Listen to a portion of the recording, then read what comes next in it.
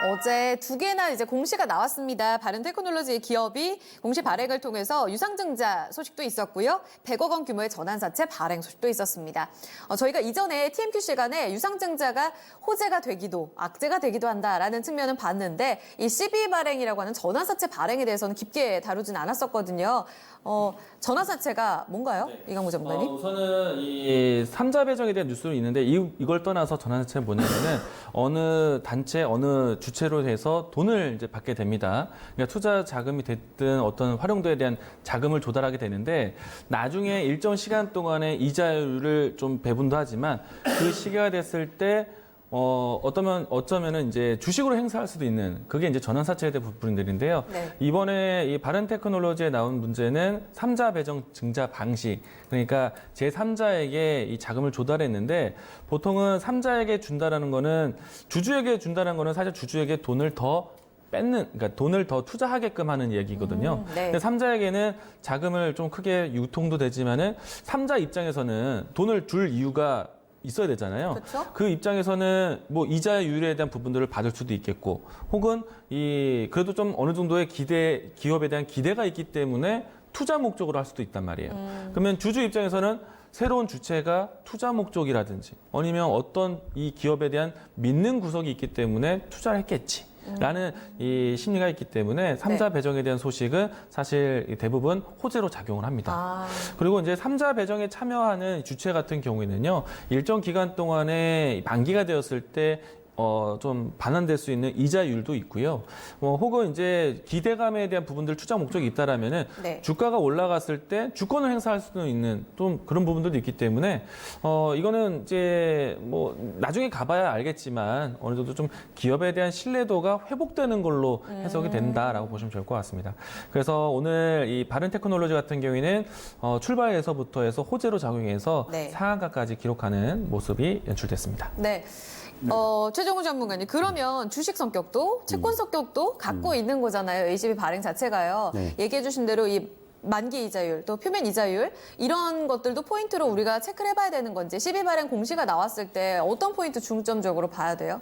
전환사채보다는 어제 유상증자가 훨씬 더 호재가 아닌가 이렇게 좀 생각이 되고 있거든요. 네. 그러니까 삼자 배정이니까 그러니까 주주 배정은 주주를 대상으로 한다면 악재겠죠. 근데 삼자 배정이면은 모르는 사람이 지금 삼자 배정의 경우에는 보통 가격의 10%가 최대 10%까지만 할인하게 돼 있는데 뭔가 알고 있거나 기대감이 있으니까 삼자 배정을 했겠죠. 그래서 143억이니까 이거는 호재인데 지금 전환사채 같은 경우는 호재로 좀 우리가 지금 얘기하기가 조금 좀 그럴 것 같습니다. 전환사채의 의미가 이런 거잖아요.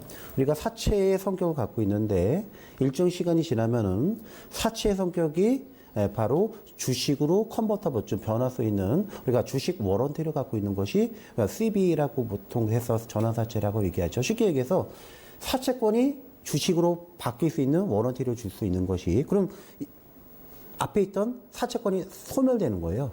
그러니까 BW라는 것은 신주 인수권보다는 사채권도 있고 그리고 주식을 살 수 있는 워런티도 같이 형성돼 있는 건데 네. 전환사채는 향후의 시간이 지난 다음에 내가 원한다라면은 이 사채권이 바로 주식으로 전환되고 기존의 사채권은 소멸되는 것이 우리가 보통 전환사채라고 얘기합니다. 그럼 발행 주식수가 늘어날 수밖에 없겠죠.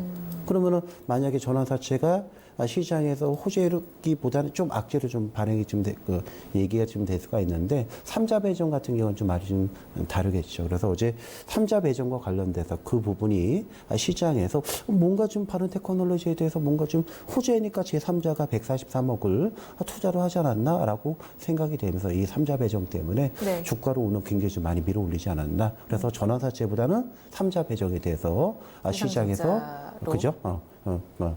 그 유상증자에 대해서 시장에서 굉장히 좀 호재로 반응하지 않았나 이렇게 좀 생각이 좀 되고 있습니다. 결국 그럼 만약에 두 개 다 물론 확실하진 않지만요. 두 개 다 이제 호재로 만약에 작용을 했다고 우리가 예상을 해보게 된다면 주식이 오를 거다라는 기대감 속에 이 행사 가격이 굉장히 높게 좀 책정이 돼야 되지 않을까라는 생각을 하거든요. 이런 것들도 앞으로 이 주가가 오를 거다라는 데 있어서 행사 가격만 보고 우리가 좀 예상을 해볼 수 있는 포인트가 있나요?